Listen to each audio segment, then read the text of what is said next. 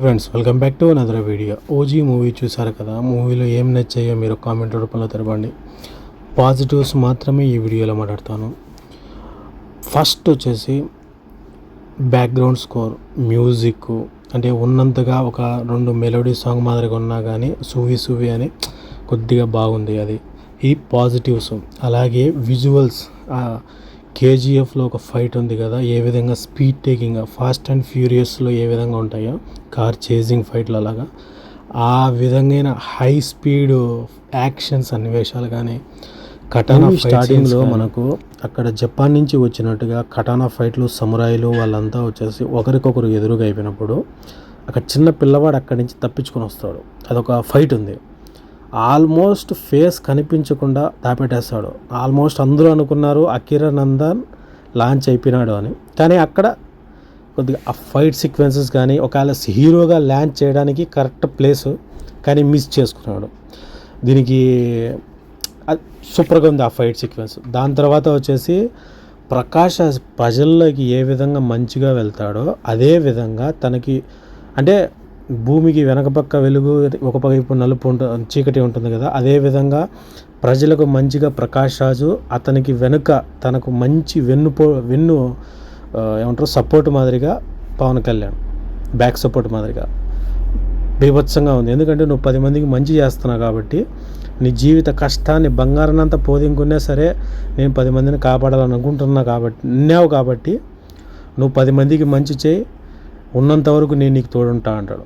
అది సూపర్ మెసేజ్గా బాగుంటుంది. ఇంకా వచ్చేసి ఆ ఫైట్ సీక్వెన్సెస్ అయిపోయిన తర్వాత సేమ్ సలార్.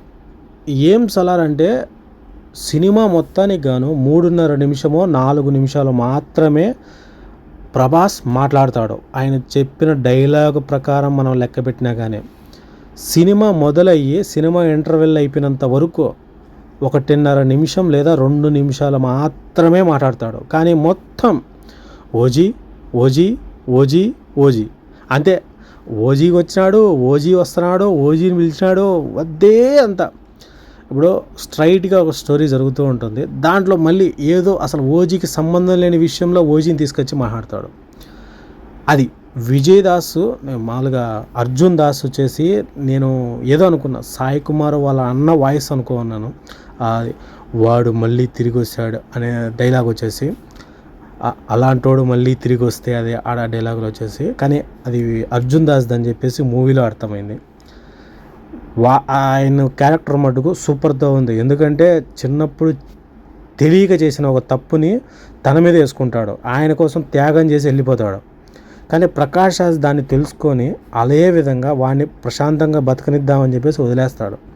కానీ ఇమ్రాన్ హాష్మి అప్పటికే అంచులంచులుగా ఎదుగుతూ ఒకప్పుడు రాయ్ సాహో అంటే మామూలుగా ప్రభాస్ వాళ్ళ ఫాదర్ని ఉచ్చలు బోపించిన ఆ సిచ్యువేషన్లో ప్రభాస్ని కూడా దూరం చేసుకుంటాడు.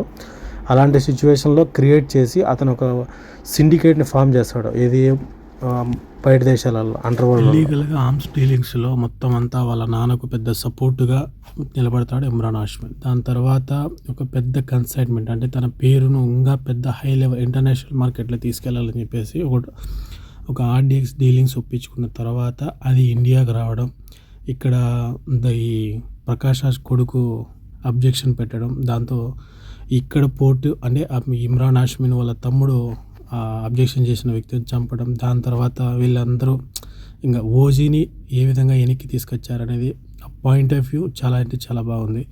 కొంతమందికి ఎక్కదు.